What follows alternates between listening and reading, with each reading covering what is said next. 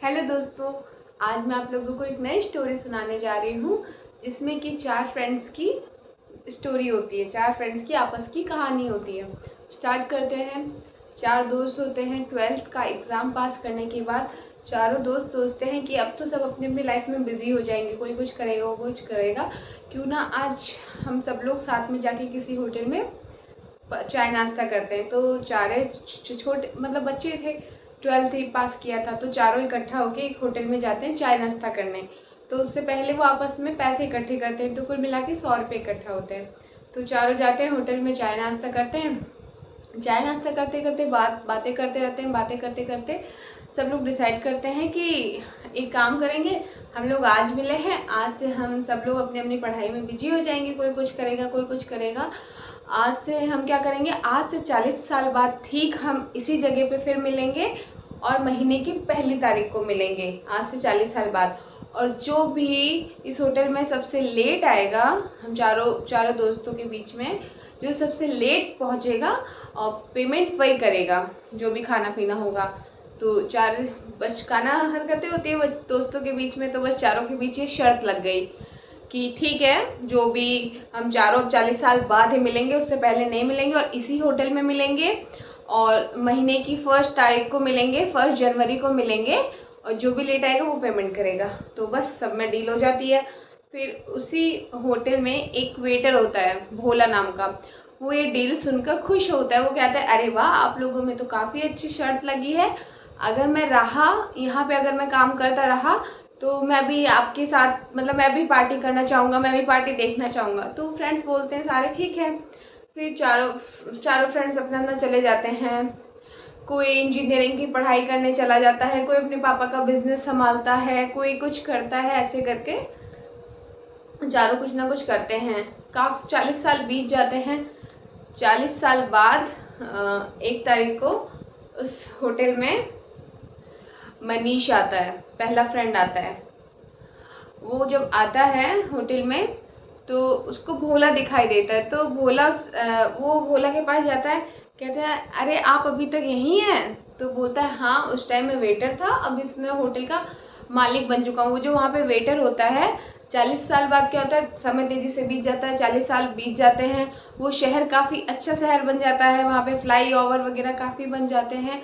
वो जो छोटा सा होटल था वो 5 स्टार होटल बन जाता है और वो जो भोला जो वहाँ पे वेटर था वो उस होटल का मालिक बन जाता है।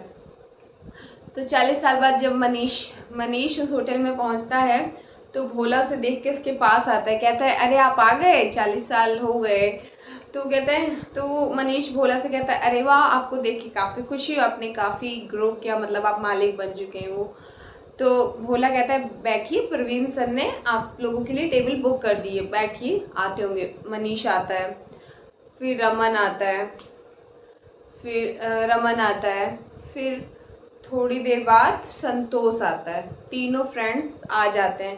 तीनों आपस में बैठे होते हैं, बैठ के बातें करते हैं। कोई बहुत बड़ा बिजनेसमैन बन चुका होता है, कोई इंजीनियर बन चुका होता है। संतोष बहुत बड़ा बिजनेसमैन बन चुका होता है, जो कि अपनी लग्जरीज गाड़ी में आता है, उतरता है, आता है।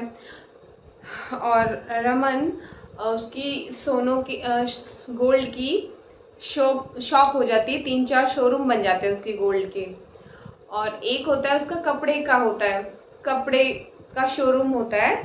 तो तीनों ने अपना अपना बताया कि मैं ये कर रहा हूँ, मैं ये कर रहा हूँ। तो तीनों को खुशी हुई सबको कि मतलब सब अपनी अपनी लाइफ में अच्छी जगह पहुँच चुके हैं। सब बता रहे थे अपने बारे में, ये सब चल रहा था।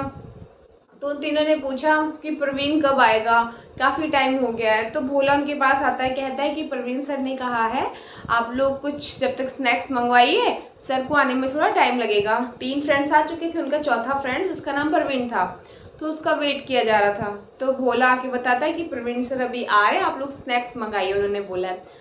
तो फ्रेंड्स लोग आपस में बैठे होते हैं, स्नैक्स वगैरह मंगाते हैं, खाते हैं, टाइम बीत जाता है। फिर टाइम लगता है, आधा घंटा हो जाता है। फिर वो पूछते हैं कि प्रवीण कब आएगा।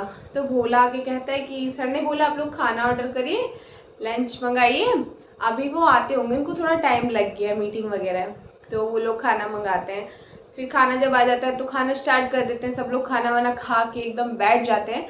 जब पेमेंट की बात होती है तो तीनों दोस्त एकदम उदास होके, दुखी होके बोलते हैं कि लगता है प्रवीण नहीं आएगा। तो चलो चलते हैं यहाँ से। तो भोला से कहते हैं लाइए वो बिल ले आइए, हम पेमेंट कर देते हैं। तो भोला कहता है कि दौड़ के आता है, कहता है सर पेमेंट तो हो चुकी है, प्रवीण सर ने सब पेमेंट कर दिया, पे कर दिया है, बस वो आते होंगे। तो वो लोग बोलते हैं कि अब नहीं आएगा, चलो यहाँ से चलो। तो वो तीनों दोस्त उठते हैं और जा रहे होते हैं। जैसे ही वो होटल से निकल रहे होते हैं, एक सरकारी गाड़ी होटल के आगे आके रुकती है। उसमें से एक लड़का उतरता है और आके तीनों फ्रेंड के पैरों में गिर जाता है कि नमस्ते अंकल, मैं इस शहर का कलेक्टर, बताता है। और मेरे पापा प्रवीण जो उस बच्चे के फादर थे, जो उनका चौथा दोस्त था प्रवीण, उसका बेटा कलेक्टर बन चुका था। तो जो प्रवीण नहीं आया था, तो वो बताया कि मेरे पापा एक शिक्षक बन चुके थे और उनका सपना था कि वो मुझे कलेक्टर बनाए, और उन्होंने मुझे पढ़ाया लिखाया, इस काबिल बनाया कि मैं कलेक्टर बन चुका हूँ आज। तो पापा ने मुझे आप सबके बारे में बताया था। पापा को 1 महीने पहले ही पता चला उनको कैंसर हो गया था। तो उन्होंने मुझे पहले ही बोल दिया था कि ये सब बुकिंग करने के लिए 1 महीने पहले ही बुकिंग हो चुकी थी और सारी चीज़ें अरेंजमेंट हो चुकी थी। और पापा ने मुझे बोला था कि तुम सबसे लेट में पहुंचना, क्योंकि अगर तुम पहले पहुंच जाओगे और उनको ये सब बताओगे तो उनको बुरा लगेगा। वो लड़का बताता है कि मैं कलेक्टर बन गया, उसके बाद मेरे पापा को अभी कैंसर हो गया था, 1 महीने पहले पता चला, तो अब मेरे पापा इस दुनिया में नहीं रहे। तो तीनों दोस्त जब ये बात सुनते हैं कि इनका चौथा फ्रेंड दुनिया में नहीं रहा, तो वो लोग बहुत दुखी होते हैं। तो वो लड़का ये भी बताता है कि मेरे पापा चाहते थे कि मैं एकदम एंड में आऊँ और आपको ये बात एंड में बताऊँ, नहीं तो आप लोग दुखी हो जाते, परेशान हो जाते। और मेरे पापा नहीं चाहते थे कि 40 साल बाद मिलने के बाद जो खुशी आप लोगों को होती, जो खुशी आप लोगों के चेहरे पे होती, वो उनकी वजह से छिन जाए। तो इसलिए उन्होंने मुझे लेट आने के लिए बोला था और सारे अरेंजमेंट करने के लिए बोला था, पे करने के लिए सब बोला था। तो इसीलिए बस हम इस दुनिया में पापा नहीं।